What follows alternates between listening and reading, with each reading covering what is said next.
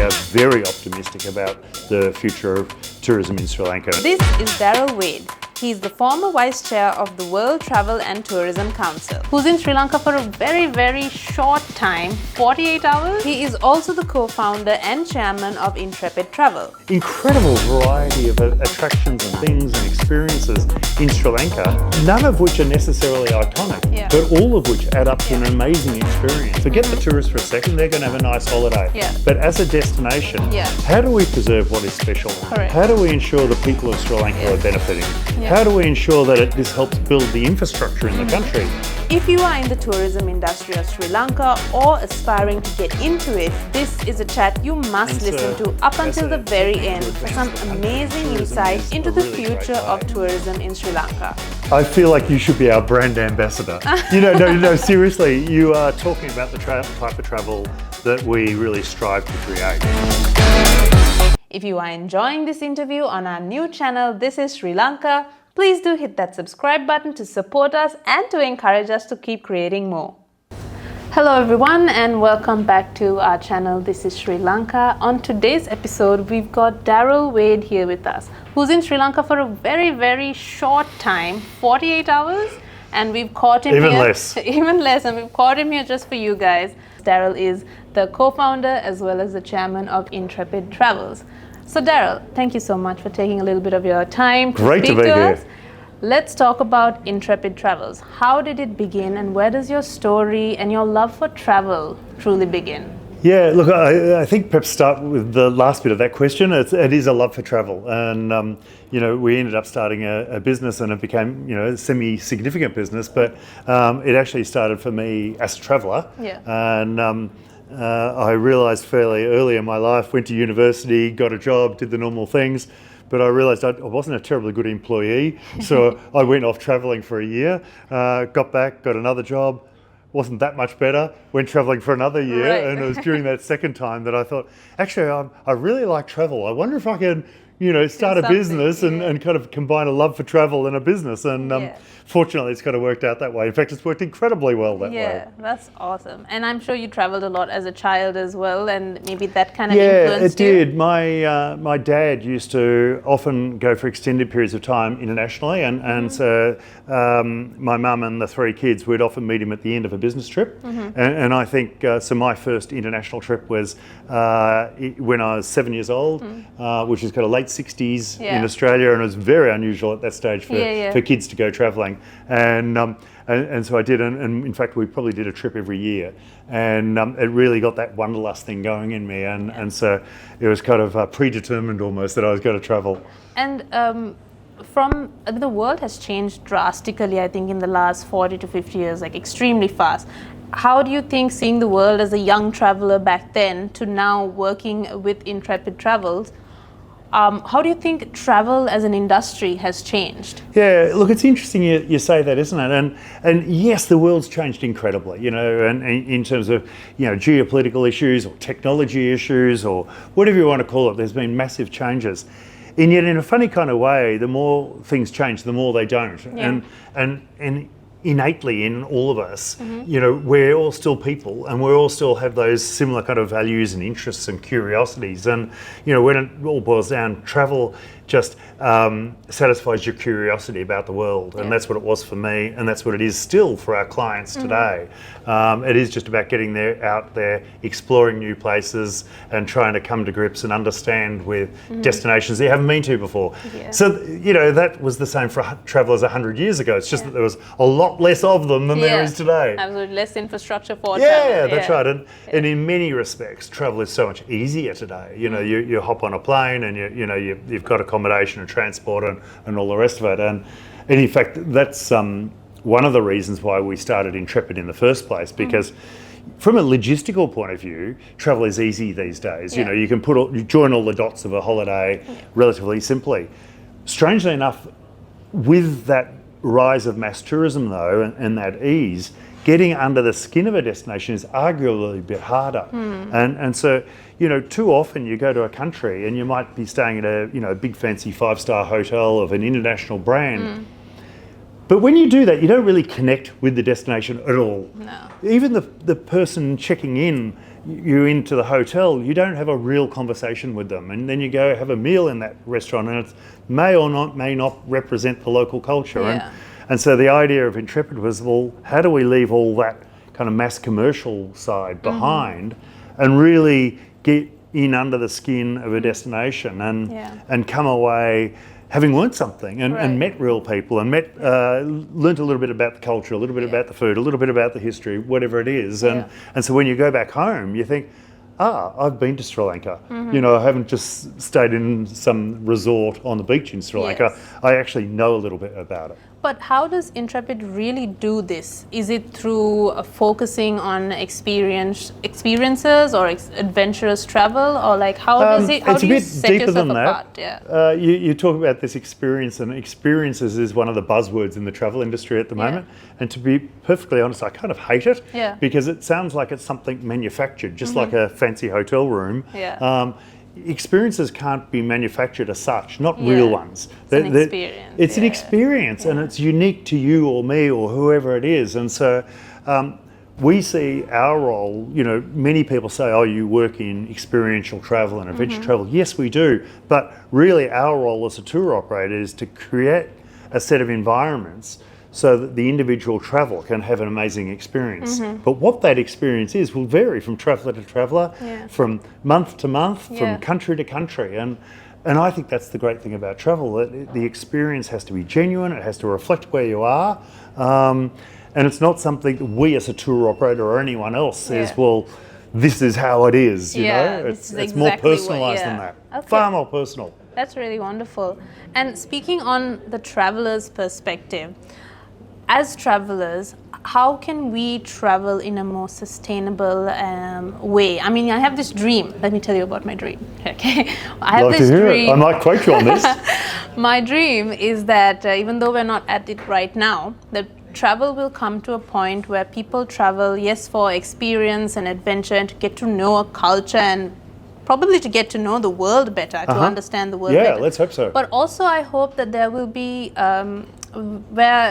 a thought where, you know, when you travel, you don't think about it. You do your experiential activities, but you also get involved in like a charity or some kind of environmental impact program, so that your travel to this country actually leaves a small bit of goodness behind in that way as well. Is there a possibility for something like that? I mean, I feel like you should be our brand ambassador. You know, no, seriously, you are talking about the type of travel that we really strive to create, so that it's, you know, it's good for all stakeholders. One of the things about travel traditionally is that people think you're creating a holiday for the customer, and of course you are, and of course you want that customer experience to be the best it possibly can. But actually, the customer doesn't travel in isolation. They're travelling in as part of the host destination. And so if travel is going to be sustainable, not only for the customer, it's got to be sustainable for the destination as well. And so it means that the people of that country or that region or that community have got to be equally rewarded in that. That might be financially, yes, but it might also be through cultural exchange. It might be through what the traveller leaves behind in terms of working with NGO communities and so forth. So, yeah, this is a mission we've been on for a long time, and I won't say we've got this necessarily right, but what we do know is because we engage people at that local level and really giving back to the community through, you know, it might be working with an NGO. We work with 50 non-government organisations around the world, and we do that in particular situations. So here in Sri Lanka, for instance, we work with an organisation to create a zero plastic environment. And so we're going through key sites or key areas of tourism, and we're working with all the supply management chain about not using plastic in the first place, collecting plastic, and then recycling that plastic into other products. And so our travellers are seeing that. They're actually putting money into that NGO directly, or actually through the Intrepid Foundation. Us as a business, we match every dollar they put in, and it goes to the NGO.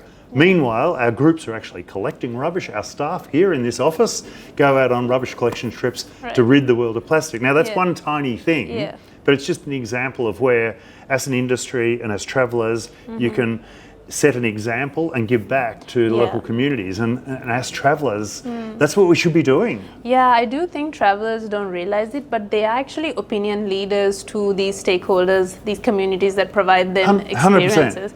So if what we always talk to when we are in the South Coast and we're talking to vendors, what we always say is, hey, you know, if you give us a metal straw, you can actually keep the straw and reuse it, but you can also charge extra for it. And they're like, no way. And I'm like, yes. And the foreigners will love to choose they'll pay extra for your king coconut than the one. And they're like, no way. So it's just like this knowledge thing that needs to be bridged as well. And your point about being an example is super important. Like a few years ago, we decided that we wanted to really put gender equality on the equation for in destinations, and in Morocco at the time there was only one female tour leader in the whole country.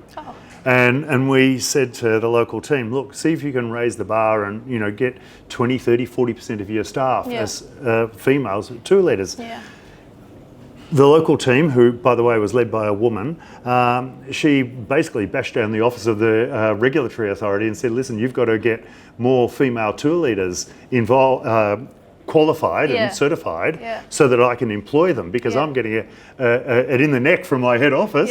And so now 35% of our leaders in Morocco are female. Now, that's really important, not just for the fact that women are getting an equal opportunity and doing something new and different and good pay and all the rest of it, but it's also an example to the community. So all of a sudden the hoteliers, who quite often are men, have to deal with a woman in an atmosphere of respect. And so that's really rising the tide for everyone. And their local population are seeing a Moroccan female guide a Western group around Marrakesh, around fairs around the country, and that's saying to the local people, a Moroccan female can do that. If you're a woman, you imagine the leadership that can do. Absolutely. And that's just, that can change societies. And so here in Sri Lanka, we're now up to 30% female tour leaders, which has been a bit of a struggle to get there, but we are. And you know, things change if you make an effort to make things change.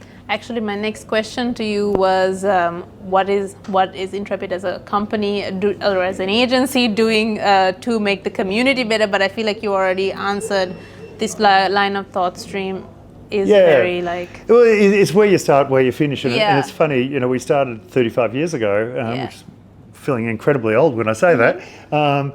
But we started and we were working in destinations. So there's only two of us when we started. And I was just married and about to have kids. And so I stayed in Melbourne, where office originally was, and managed. My business partner went into Thailand, because that's where we started trips. And so...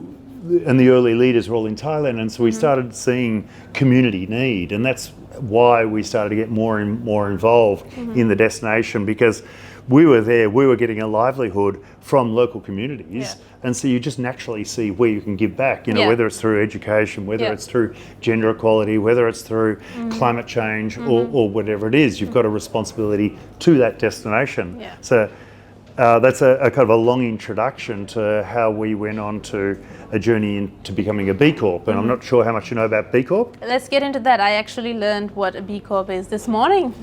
So if you can just It's not a big thing in Sri Lanka at all. But a B-Corp is a network of companies, a movement, if you like. It started in America, but now it's very big in Europe and Australasia as well. And a benefits corporation is a type of company. So, you know, it's still a company, it's still for profit. But if you want to be a B Corp, you have to sign up to a set of criteria which say that you recognise that you've got a responsibility to a broad range of stakeholders, not just to shareholders. So a traditional company, you know, it starts and it makes profit for the shareholders. That's fine, and there's nothing wrong with that, except that if you really want to be a sustainable company in the long term, and if you really want to attract great people, and if you really want to mean something to your customers, you've got to do more than just make a profit to a shareholder. So how are you going to behave as a B Corp to really demonstrate your values? And so there's a whole audit trail of issues that you have to work through and get. It's all around staff issues, community issues, traveller issues, shareholders too, that give you like an audit trail. That works through and you either do or do not become a B-Corp. And so we became a B-Corp in certain countries that we operate. And then 3 years ago, our office here in Sri Lanka became a B-Corp. And I think I might be saying we're the first B-Corp in Sri Lanka. I could be wrong on that. I shouldn't be quoted perhaps, but and there's still not many here in Sri Lanka. But it will happen more and more as companies really want to demonstrate what ESG and kind of what they stand for, whether it's ethics and proving it. Yes. And that's the point. You've got to. You can say anything you like in the world, and it may or may not be true, but this is a proof point. Yeah. And if you can't prove everything you're talking about and have this audit trail, you don't get certified. Correct. Yes. So it's pretty cool like that. That's actually a really good idea. I think there should be more B-Corps in Sri Lanka. I think it kind of holds companies responsible for what they say. Yeah, that's right. Exactly. I have a question for you now that is about the general tourism industry, and something that I have been seeing as a travel creator throughout the past 4 to 5 years is the growth of the popularity of a country leads to say an inflow or an influx of a large amount of travelers. Now I've seen this happen with Bali. I heard wonderful things about Bali around 2019. Shan and I went there.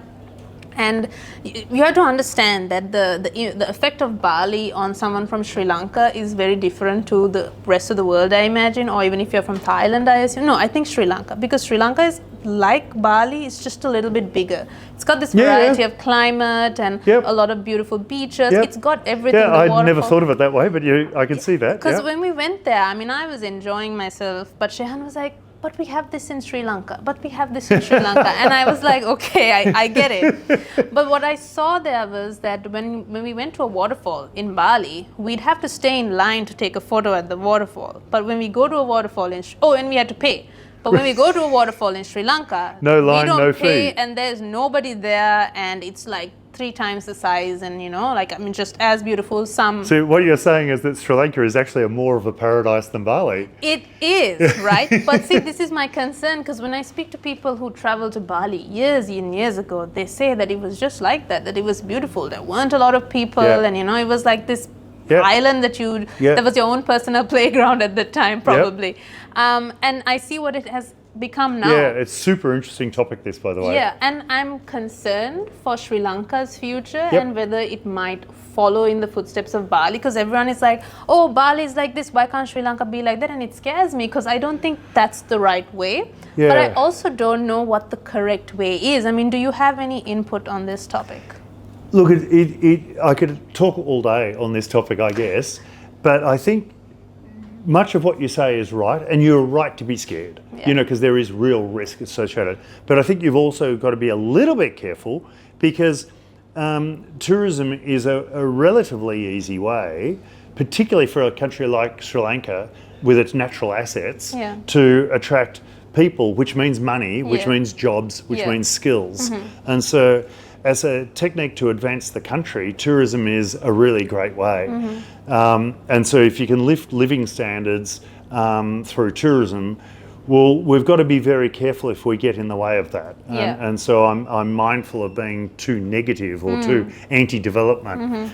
The flip side of that is exactly what you're talking about. How do you get the benefits of tourism, if you like, and through economic developments, but minimise the risk? And that's really tricky. And you do need strong planning, strong government, regulation, which is a bit of an issue when we come to Sri Lanka.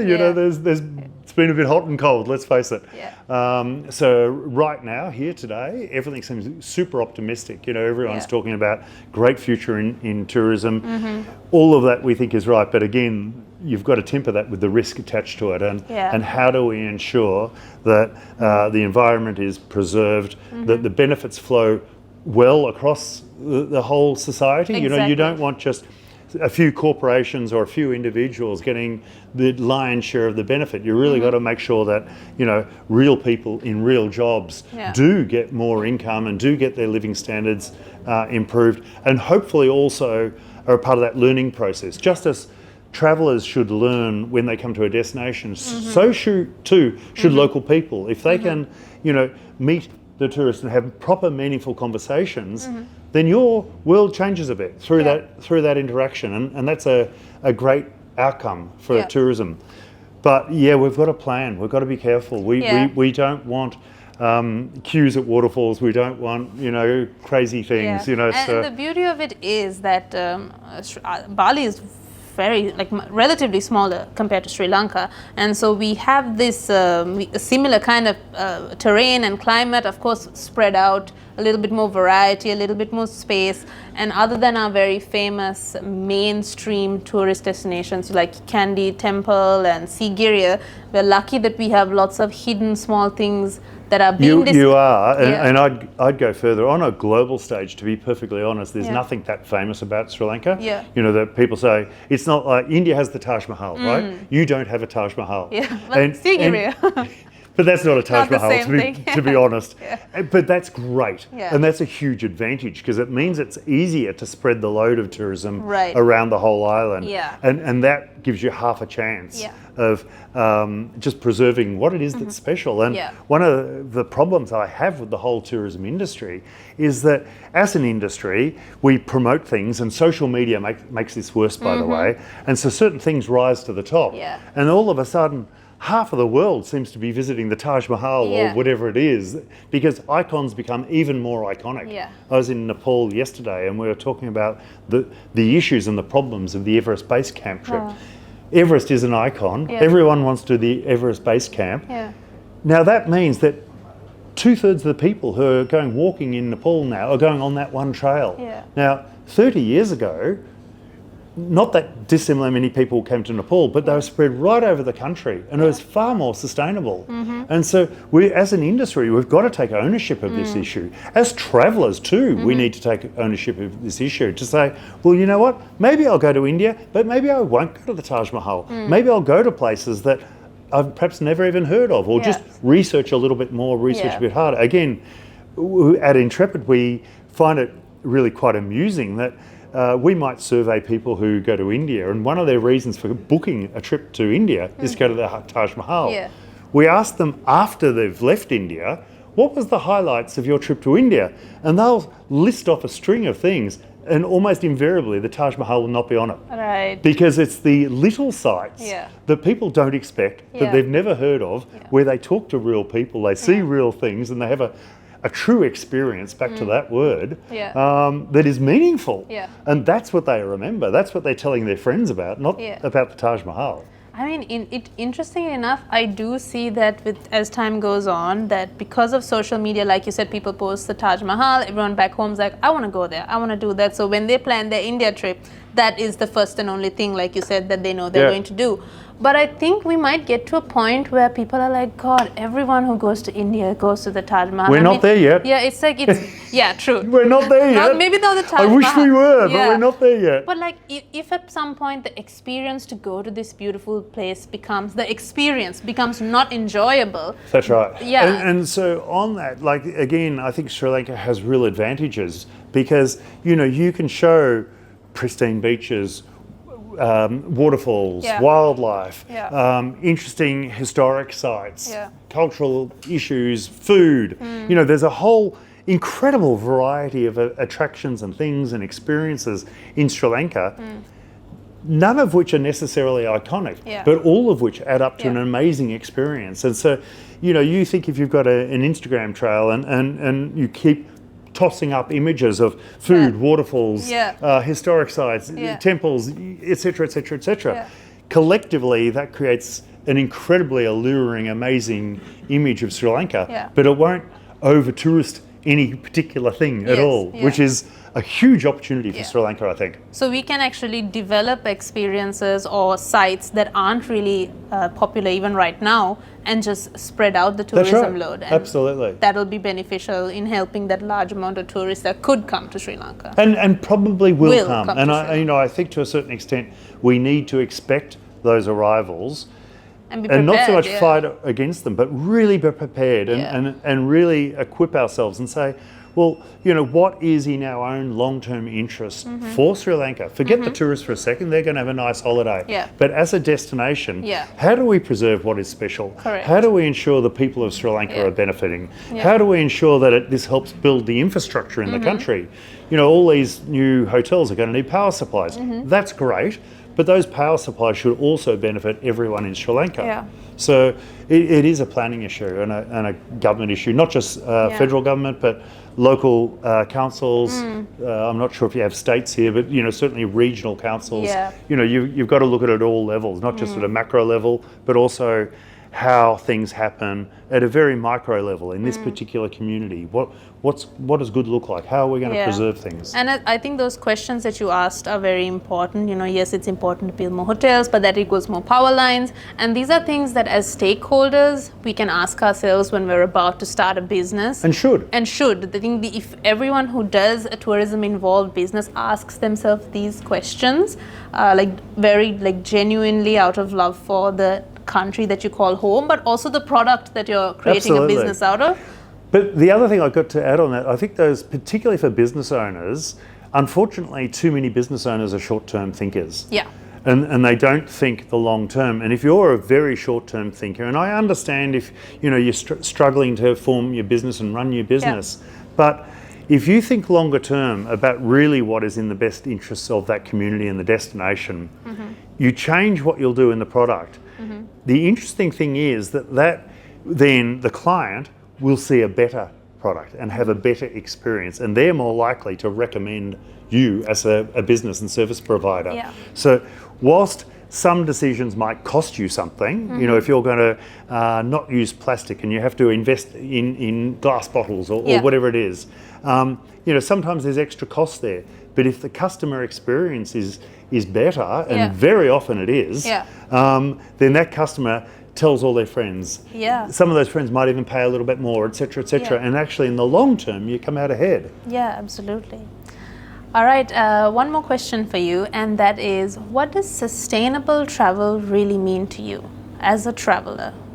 As a traveller? Yes. So or actually, just let's look at it as as a whole, because I feel like you said, it's a buzzword and we throw it around. It's a lot of businesses call themselves sustainable business, but to you, what does sustainable business really mean? Yeah, so I suppose because we're a B-Corp, we've got a whole raft of issues that we need to look at to genuinely prove that your sustainability, but.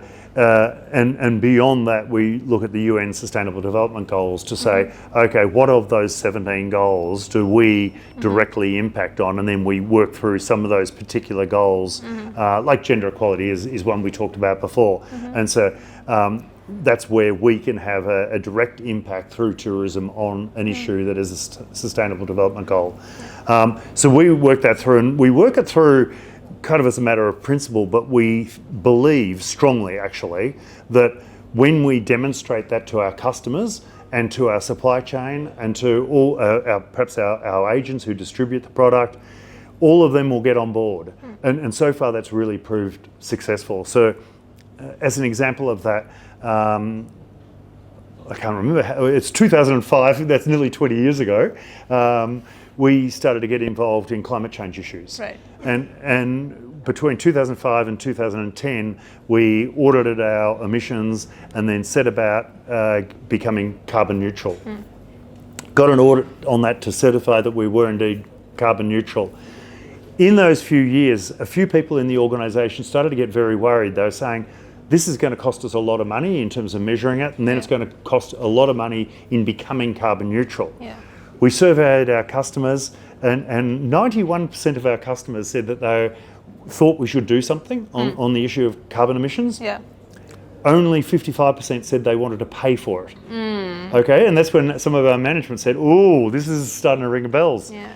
And the two founders, I'm one of the two founders, we just said, let's go ahead anyway, because it's the right thing to do. Yeah. The interesting thing is that our business would be probably 20 times larger today than it was back in 2005.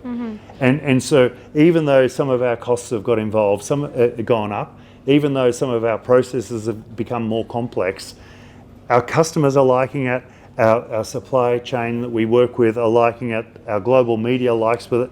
So we've continued to grow and continue to actually be even more profitable as well. So it hasn't hurt us at all. And I really think if a business injects into true, genuine sustainability and other purpose-based activities, human rights issues, environmental management, biodiversity, whatever it is, and if it can really show to its customers and to its staff what they're doing, why they're doing it, and how it benefits the destination, then that business will thrive. And so you ignore that little bit of cost, take the long view, you'll be okay. Yeah, because people want to make good decisions when That's they're right. buying. People are good. Whether it's your staff or whether it's customers, people naturally have good intentions. Yes. So if you can demonstrate how you put their intentions into action, everyone's going to win. Wonderful. So let's talk about Intrepid in Sri Lanka. What do you think is the potential for Intrepid in Sri Lanka? What do you see in the future? What's happening? There's two ways to answer that question in the context of Intrepid. So the obvious answer is around Sri Lanka as a destination for tourism. And so, we have been talking about that, I guess, and that we are very optimistic about the future of tourism in Sri Lanka. And so, in fact, between now and 2030, we expect to roughly triple or maybe even a bit more the amount of business we have in Sri Lanka. Great. So super positive. The reason for that is all the things we were talking about before, in the natural diversity of assets in Sri Lanka in terms of physical assets, cultural assets, historic assets, are just immense in a relatively small place. And so I don't want to we don't want to turn it into the Bali of the future. Let's keep Sri Lanka really special. But by the same token, that specialness is there. And so we're very optimistic. Hopefully we'll also get it right and it'll be sustainable for future generations. That's a core aim. The other part of the question or answer to your question about Sri Lanka for us is a bit different because we've these days got quite a large office in Sri Lanka. We're over 200 people in the office where we are now. And that is not only operating trips for travellers, but it's also a service centre for other parts of the world for Intrepid. So at Intrepid we have offices in about 35 countries around the world. So Sri Lanka is only one, but Sri Lanka is one of 3 centres in the world where we do a lot of our back office work. So in this case, we do a lot of our technology development here in Sri Lanka. We do a lot of our financial management for the whole world here in Sri Lanka. Turns out, you may not know this, but turns out you've got some outstanding accounting skills. Actually, we do know this. So we made a whole video about the BPO industry in Sri Lanka. Okay. And so this isn't exactly BPO because it's us. It's our people. But you've got the good. But we've got access to those skills. Yes. That's right. So it's been fantastic. And so we set up this office, I think it was about 10, 12 years ago in Sri Lanka. And initially it was a handful of people. And look at it now, I've got 250 people or something. It's huge. The majority of those people are in what you might call a BPO function, albeit internalised within Intrepid. It's a lovely office and it looks like a fun place to work for. I hope so. Really young.